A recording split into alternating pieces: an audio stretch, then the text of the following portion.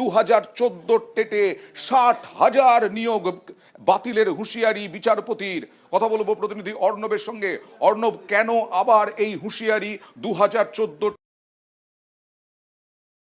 এটা অত্যন্ত অনিশ্চয়তার মধ্যে ঠেলে দিতে পারে প্রায় 59,500 জন প্রাথমিক শিক্ষককে। কারণ এর আগে বিচারপতি অভিজিৎ গঙ্গোপাধ্যায়ের যে রায় তাতে দেখেছিলাম আমরা যে 32 থেকে 33,000 চাকরি বাতিলের তিনি নির্দেশ দিয়েছিলেন, এবং সেক্ষেত্রে একটা অ্যাপটিটিউড টেস্ট ইন্টারভিউ সেটা হয়নি বলে। কিন্তু সেই একটা নিয়োগ প্রক্রিয়া, সেটা তো 2016 নিয়োগ প্রক্রিয়া। বিচারপতি রাজাশেখর মান্থা বলছেন 2014 টেট সেটাকেই তিনি বাতিল করবেন, কারণ এই টেটই যত কাণ্ড।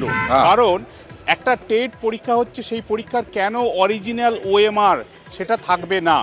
সিবিআই এর কাছ থেকে এটা জানার পর অরিজিনাল ওএমআর পাওয়া যাচ্ছে না, সেটা ডিজিটাইজ ফরম্যাটে কার্যত একটা বাঁকা পথে সেটাকে সংরক্ষণের চেষ্টা হয়েছে। কেন সেটার পিডিএফ থাকবে না, স্ক্যান কপি থাকবে না? বিচারপতি প্রশ্ন তুললেন এবং তারপরই সিবিআই এর কাছ থেকে জানতে চাইলেন তাদের কাছে কি তথ্য রয়েছে। অরিজিনাল ওএমআর তারা জানিয়েছে সিবিআই যে না, তাদের কাছেও নেই। এই ক্ষেত্রে ডিজিটাল যে ফুটপ্রিন্ট, যে কোনো হার্ড ডিস্কে, কম্পিউটার বা আমরা ল্যাপটপ, মোবাইল যাই বলি না কেন, কোনো কিছু ডিলিট করলে তার একটা মিরর ইমেজ থাকে, যেটাকে ডিজিটাল ফুটপ্রিন্ট বলা হয়।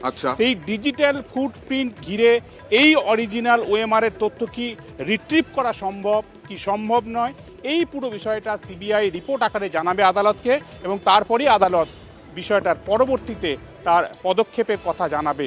কিন্তু আজ তিনি হুঁশিয়ারি দিয়েছেন, এটা যদি হয় আসল ওএমআর নেই, এই যদি কারচুপির বহর হয়, তাহলে তিনি 2014 টেটই বাতিল করে দেবেন। টেট বাতিল করা মানে 2014, 2016 42,968 চাকরি বাতিলের হুঁশিয়ারি, পাশাপাশি 2020 16,500 চাকরি বাতিলের হুঁশিয়ারি। সেদিক থেকে এটা একটা বড় উদ্বেগের 60,000 প্রাথমিকে শিক্ষকদের ক্ষেত্রে।